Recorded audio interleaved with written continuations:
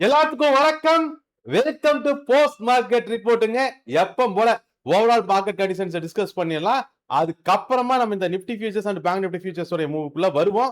முதல்ல இந்த overall market கண்டிஷன்ஸை பொறுத்த வரைக்கும் அது ஓவராலா நல்லா தான் இல்லை.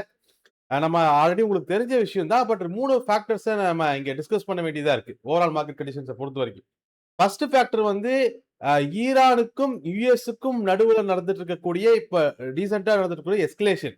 அதாவது நேத்து கூட பாத்தீங்க அப்படின்னு சொன்னா, நேத்து நடந்த விஷயங்கள முக்கியமா 2 பாயிண்ட் நம்ம பார்க்கணும். ஒண்ணு, ஈரான் வந்து யுஏஇனுடைய டேங்கர்கள் மேல அட்டாக் பண்ணுது. ஆனா பஞ்சாயத்து என்னன்னா, அந்த டேங்கர்ல இருந்து 65% பேர் இந்தியன்ஸ். நம்ம ஊர்ல துபாயில போய் வேலை செய்யறேன், கல்ஃப்ல போய் வேலை செய்யறேன்னு போனவங்க தான். அதுல ஒரு உயிரிழப்பும் நடந்திருக்கு. நிறைய பேர் இன்ஜுரி ஆயிருக்காங்க. 2 பேர் இன்னும் ரொம்ப கிரிட்டிக்கலான சூழ்நிலையில இருக்காங்க. இந்தியா ஈரானுடைய ஆம்பசில இருந்து ஆளை கூப்பிட்டு வார்ன் பண்ணியிருக்காங்க. டிப்ளமேட்டிக் ப்ரொடெஸ்ட் கொடுத்துருக்காங்க. ஸோ அது ஒரு பக்கம் போய்கிட்டு இருக்கு. பட் இந்த நேத்து நடந்த எஸ்கலேஷனை தாண்டி நேத்து யுஏயோட டேங்கர் மேல எஸ்கலேஷன் நடந்துச்சு. பட் இந்த எஸ்கலேஷனை பொறுத்த வரைக்குமே பாதிப்பு இந்தியாவுக்கு தான் அதிகம். அதுல இருந்து 65% பேர் இந்தியர்கள் அப்படிங்கிறத தாண்டி நம்மளோட ஆயில் சப்ளையும் இப்ப பெரிய கொஸ்டின் மார்க் ஆகுது அப்படிங்கறத நம்ம பார்க்கணும். சரி, இன்னொரு பக்கம் ட்ரம்ப்போட அனௌன்ஸ்மெண்ட்.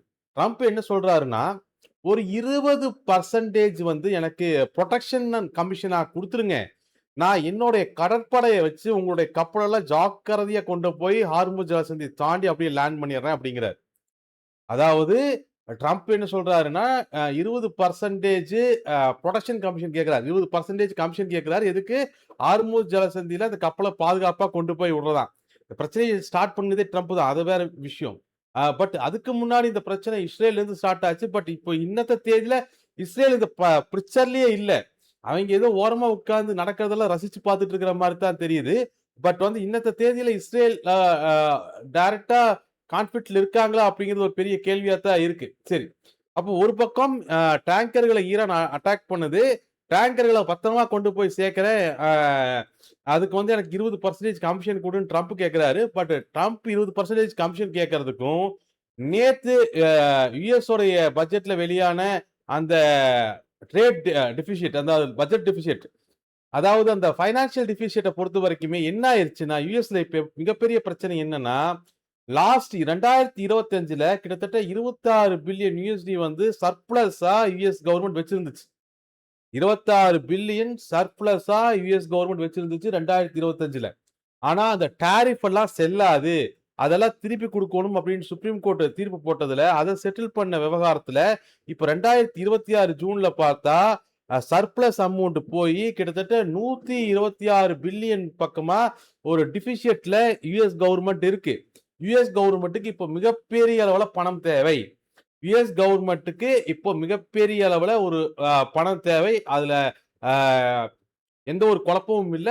மிகப்பெரிய டெபிசிட்ல யுஎஸ் கவர்மெண்ட் இருக்கு. சோ அதுக்குமே ட்ரம்ப் 20% எனக்கு கமிஷன் கொடு, கப்பலை பத்திரமா கொண்டு போய் விடுறதுன்னு சொன்னதுக்கு சம்மந்தப்படுத்தி பார்க்கறதும் பார்க்காததும் உங்களுக்கு ட்ரம்ப் பிடிக்குமா இல்ல பிடிக்காதாங்கிறத பொறுத்த விஷயம். பட் வந்து 20% ட்ரம்ப் கமிஷன் கேட்ட உடனே ஈரான் அதுக்கு எப்படி ரிப்ளை பண்றாங்கன்னா, அதை விட கம்மியாவே கொடுங்க, நாங்களே விட்டுறோம் அப்படிங்கிறான். இவங்களுக்கு வந்து இப்போ அது மட்டும் இல்ல, ஈரானோட அடுத்த ஸ்டேட்மெண்ட் ஹார்முஸ் ஜலசந்தியோட கண்ட்ரோல நாங்க யுஎஸ் உள்ள விட மாட்டோம் அப்படிங்கறதான். இப்ப இது வார் கிடையாது. இங்க நடக்கிறது வந்து யார் இந்த டோல்கேட்டை கைப்பற்றுறது அப்படிங்கறதுக்கான, யார் சம்பாதிக்கிறதுக்கு அப்படிங்கிறதுக்கான ஒரு போட்டியா மட்டும்தான் இப்போதைக்கு சூழ்நிலை நம்ம பார்க்க முடியுது. ஏன்னா நீங்க ஃபர்ஸ்ட் ஆஃப் ஆல் வந்து ஃபர்ஸ்ட் யுஎஸ் இந்த பிரச்சனையை ஸ்டார்ட் பண்ணும் பொழுது அணு ஆயுதம் தயாரிக்கிறாங்க, நியூக்ளியர் வெப்பன் டெஸ்ட்ராய் பண்ண போறோம் அப்படின்னு தான் இருந்துச்சு. இப்போ நியூக்ளியர் வெப்பன் அப்படிங்கிறதுலாம் இங்க டாபிக்கே இல்லை. இப்போ அது பத்தின டாபிக்கே கிடையாது. இப்போ எண்ட் ஆஃப் தி டே எங்க வந்து நிக்கிறாங்கன்னா, ஹார்முஸ் ஜலசந்தியை பத்திரமா கொண்டு போறதுக்கு எனக்கு 20% கமிஷன் கொடுன்னு ட்ரம்ப் கேட்கிறாரு. நான் அதை விட எனக்கு கம்மியாவே கொடு, நானே பத்திரமா கொண்டு போய் விடுறேன் அப்படின்னு ஈரான் சொல்லுது. இங்க ஹார்முஸ் ஜலசந்தி எங்களோட கண்ட்ரோல் இருக்கும்னு ட்ரம்ப் சொல்றாரு. இல்ல அதை நாங்களே தான் கண்ட்ரோல் மேனேஜ்மெண்ட் பண்ணுவோம் அப்படின்னு ஈரான் சொல்லுது. அது இன்டர்நேஷனல் ஃப்ரீ ரூட் தான், அதை கம்முனு விட்டுருங்களா அப்படின்னு ஐஎம்ஓ சொல்லுது. உட்கார்ந்து என்னடா பண்றதுன்னு தெரியாம முடிச்சிட்டு இருக்கக்கூடிய நாடுகள்ல இந்தியாவும் ஒண்ணு. அதுல எந்த விதமான குழப்பமும் இல்லை.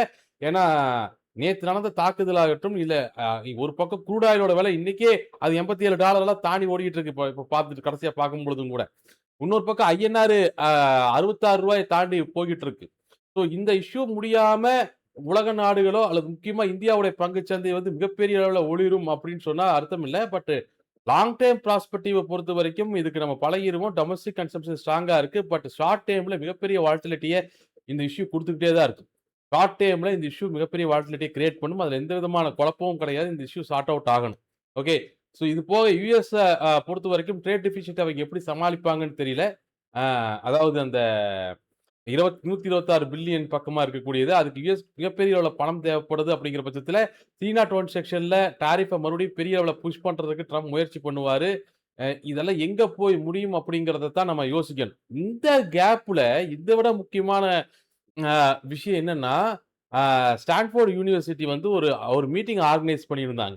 அந்த மீட்டிங்ல கிட்டத்தட்ட பார்த்தீங்கன்னா, 200 பேர் பக்கமா கலந்திருந்தாங்க. 220 பேரும் அதுல இருந்தாங்க. அதுல இருந்து 220 பேரும் யாருன்னா, இந்த உலகத்தினுடைய டாப் பர்சனல்ஸ். அதுல 16 நோபல் பிரைஸ் வின்னர்ஸு, 100க்கும் மேற்பட்ட டாப் எக்கனாமிஸ்ட்டு, சாட் ஜிபிடில சரி ஓப்பன் ஏஐல ஆரம்பிச்சு கிளாடோட எல்லா சுப்பீரியர்ஸு இந்த மாரி ஒரு ஹை லெவல் டீம் அது கிட்டத்தட்ட.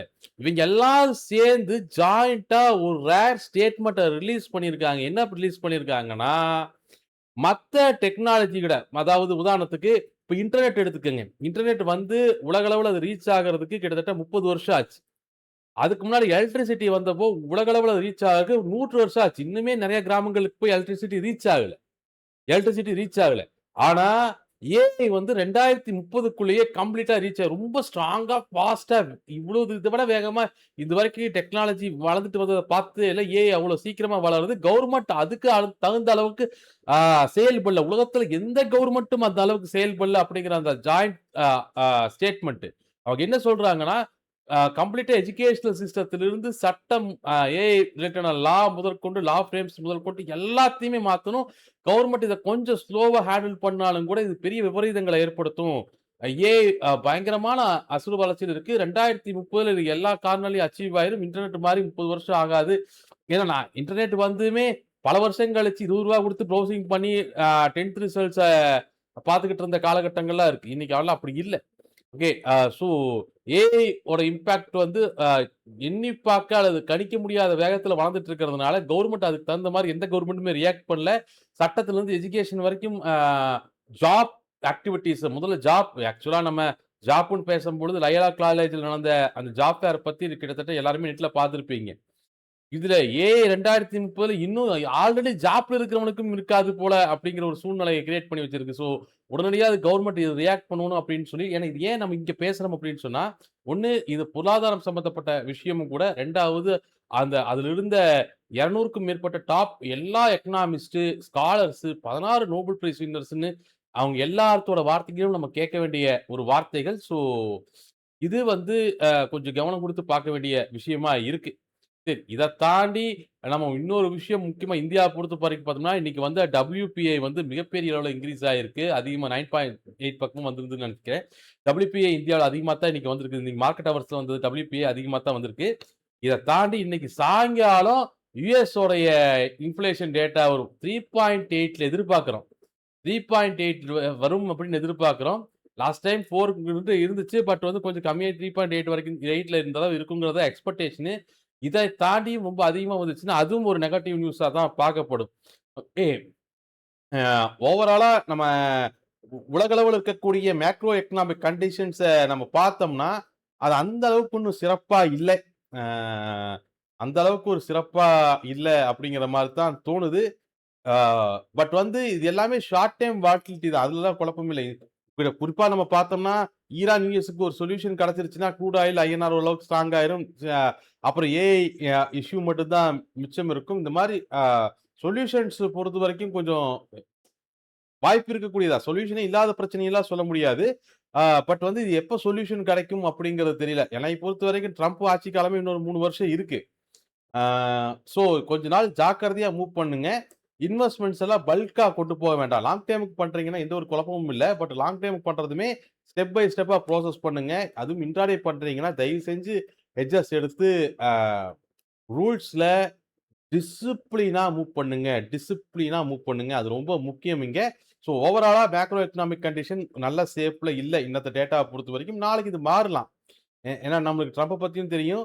இப்போ உலக அளவுல ஆயில் இன்னும் மறுபடியும் $100 தொட்டுச்சுன்னா, உலக நாடுகள் பிரஷர் போட ஆரம்பிக்கும். ஸோ அதை எல்லாத்தையும் நம்ம கவனத்துல வச்சுக்கிட்டு தான் நம்ம மூவ் பண்ணணும். ஸோ ஸ்டெப் பை ஸ்டெப்பா இன்வெஸ்ட்மென்ட்ஸ புல் பண்ணுங்க. ஒரேடியா கொண்டு போய் போட்டுட்டு உட்காராதீங்க. ஈவன் கோல்டுலயும் சொல்றேன். ஓகே, கோல்டுமே இன்னைக்கு இன்னும் அவ்வளோ பிரகாசமாலாம் ஜொலிச்சுட்டு இல்ல. ஏன்னா கோல்டு ஏறதுக்கான எந்த ஒரு ரீசனுமே இப்ப இல்ல. ஓகே. ஏன்னா இன்ட்ரெஸ்ட் ரேட் யுஎஸ்டி அதிகமா இருக்கிற பட்சத்துல, அதுவும் இன்ஃப்ளேஷன் இது கொஞ்சம் அதிகமா வந்துருச்சுன்னா, இது இன்னும் பஞ்சாயத்தா போகும். அதனால ஃபுல் போர்ட்ஃபோலியோ கோல்ட்லயே வைக்கிறதெல்லாம் அந்த அளவுக்கு அந்த சஜஸ்டபிள் கிடையாது. இப்போ நம்ம வேல்யூஸ டிஸ்கஸ் பண்ணிருவோம். மத்தத அப்புறம் நம்ம பேசிக்கலாம். ஓகே. ஏன்னா வேல்யூஸ பொறுத்தவரைக்கும் ட்ரேடர்ஸ் அ தயவு செஞ்சு வேல்யூஸ்குள்ளேயே மூவ் பண்ணிட்டு இருக்குங்க. அதுதான் சேஃபான ஒரு விஷயம். ஹெட்ஜஸ் எடுக்கணும். ஹெட்ஜஸ் இல்லாம போகாதீங்க. இத விட முக்கியமான இன்னொரு விஷயத்தையும் நம்ம டிஸ்கஸ் பண்ணணும். ஆர்பிஐ ஆர்பிஐ வந்து இந்தியாவுல இருக்கக்கூடிய எல்லா பிரைவேட் அண்ட் கவர்ன்மென்ட் பேங்க்ஸோட சிஇஓயும் கூடயும் ஒரு மீட்டிங் அரேஞ்ச் பண்ணியிருக்காங்க. ஓகே. சிஇஓ கூடயும் ஒரு மீட்டிங் அரேஞ்ச் பண்ணியிருக்காங்க. ஆக்சுவலா அந்த மீட்டிங் எதுக்கு அப்படின்னு சொன்னா, நெறைய ஃபேக்டர்ஸ் டிஸ்கஸ் பண்றாங்க. இந்த Jio political risk, liquidity issues, இப்ப ரீசென்ட்டா நடக்கக்கூடிய சைபர் கிரைம் ஆக்டிவிட்டீஸ், இந்த மாரி நெறைய பஞ்சாயத்துகள் வந்து அந்த மீட்டிங்ல டிஸ்கஸ் பண்ணிருக்காங்க. அந்த மீட்டிங் அவுட்புட் வந்ததுக்கு அப்புறம் அதையும் நம்ம கொஞ்சம் பேசுவோம். ஓகே. இப்போதைக்கு வேல்யூஸ் நம்ம டிஸ்கஸ் பண்ணிரலாம். So first of all Nifty ஃபியூச்சர்ஸ பொறுத்தவரைக்கும் 24,162 பிரைமரி சப்போர்ட். மார்க்கெட்டோட ஹை 24,160 தான் நினைக்கிறேன். ஸோ 24,162 பிரைமரி சப்போர்ட்ல இருந்து மார்க்கெட் எங்க வந்துச்சு அப்படின்னு சொன்னா, ஃபர்ஸ்ட் இன்ட்ராடே சப்போர்ட் 24,132, அப்புறம் பொசிஷனல் 24,068, அப்புறம் அடுத்த இன்ட்ராடே சப்போர்ட் 24,028ல சண்டை போட்டு 24,022லயே க்ளோஸ் பண்ணியிருக்காங்க. இதுதான் இன்னைக்கு மார்க்கெட்டோட மூவ பொறுத்த வரைக்கும் ஒரு ஃபிளாட் டு பாசிட்டிவ் க்ளோஸ் தான். ஆனா பொசிஷனல் கீழ இருக்கு. இந்த க்ளோஸ பொறுத்த வரைக்குமே நாளத்த மார்க்கெட்டினுடைய ரெசிஸ்டன்ஸ் அண்ட் சப்போர்ட்டையும் நம்ம டிஸ்கஸ் பண்ணிடலாம். நாளத்த மார்க்கெட்ட பொறுத்த வரைக்கும் 24,032 பிரைமரி ரெசிஸ்டன்ஸா இருக்கும். பிரைமரி ரெசிஸ்டன்ஸ்க்கு மேல ஹடில் 24,068, அதுக்கு மேல அடுத்தடுத்த மந்த்லி ரெசிஸ்டன்ஸ்னு பார்த்தோம்னா 24,272, 24,328, அதுக்கு மேல அடுத்த மந்த்லி ரெசிஸ்டன்ஸ் வந்து 24,558 அண்ட் 24,778. இன்ட்ராடே ரெசிஸ்டன்ஸ பொறுத்த வரைக்கும் 24,232, 158 அண்ட் 24,128. பிரைமரி சப்போர்ட் வந்து 23,962 பிரைமரி சப்போர்ட். பிரைமரி சப்போர்ட் கீழ அடுத்தடுத்த மந்த்லி சப்போர்ட்ஸ் வந்து 23,832, 762. அதுக்கு கீழ ஹர்டில் 23,538, அதுக்கு கீழ அடுத்த மந்த்லி சப்போர்ட் 23,332. இன்ட்ராடே சப்போர்ட்ஸ பொறுத்த வரைக்கும் 23,932, 872, 728 இதெல்லாம் இன்ட்ராடே சப்போர்ட்ஸா இருக்கும். இது போக ஓப்பன் இன்ட்ரெஸ்ட் அப்படின்னு நம்ம பார்த்தோம் அப்படின்னு சொன்னோம்னா, இன்னைக்கு ஓரளவுக்கு எக்ஸ்பிரி ஸ்மூத்தா தான் முடிஞ்சுச்சு. நம்ம அடுத்த எக்ஸ்பிரியோடைய ஆப்ஷன் செயின பார்த்தோம்னா, 2 பேரும் டிஃபென்ஸ் எல்லாம் மெயின்டெயின் பண்றாங்க. அட்டாக் பொசிஷன்ஸ பொறுத்தவரைக்கும் புல்ஸ் அட்டாக் பொசிஷன்ஸ தொடவே இல்ல. பிஎஸ் வந்து லைட்டா அட்டாக் பொசிஷன்ஸ இன்கிரீஸ் பண்ணியிருக்காங்க. பட் அது ரொம்ப சொற்பமான அளவு தான். பூரா 0.5, 0.2 அந்த ரேஞ்சில தான் இன்கிரீஸ் ஆயிருக்கு. ஸோ அது பெரிய பெர்சன்டேஜ் கிடையாது. பட் 2 பேரும் டிஃபென்ஸ் இன்னும் மெயின்டெயின் பண்றாங்க. பிஎஸோட டிஃபென்ஸ் வந்து கொஞ்சம் ஸ்ட்ராங்கா இருக்கு. புல்ஸோட டிஃபென்ஸ காட்டிலும்.